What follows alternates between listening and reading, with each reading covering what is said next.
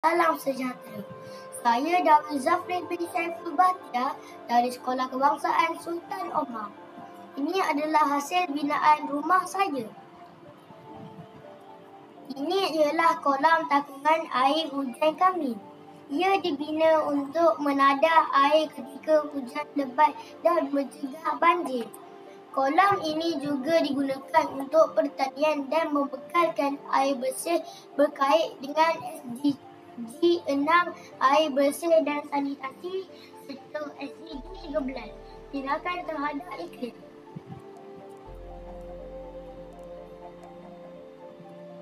Inilah dapur komuniti kami. Kami hanya guna bahan segar dari kebun. Dapur ini menggunakan tenaga daripada panel solar di bungkuk kami. Kami elakkan pembaziran dan guna sisa makanan untuk kompos. Ini menyokong SDG 12, penggunaan bertanggungjawab. Di perpustakaan kecil, perabot dalam perpustakaan ini dibina dengan teknik upcycling dan daripada kayu pelet terbuang.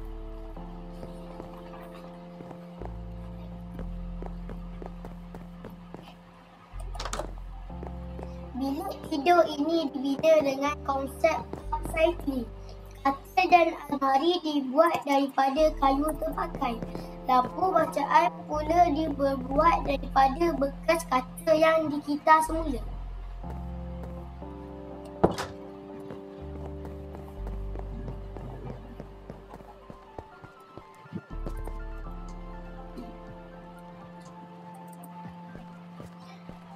Inilah tempat latihan memanah kami. Selain sukan, ia juga digunakan untuk latihan kecemasan seperti menyasarkan objek bahaya semasa banjir. Ini sebahagian daripada latihan ketahanan komuniti, membantu SDG 11, bandar dan komuniti lestar.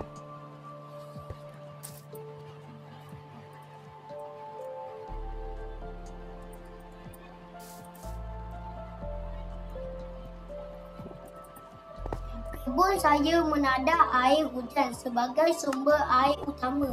Ini membantu kami jimat air bersih dan kekal subur walaupun waktu kemarau.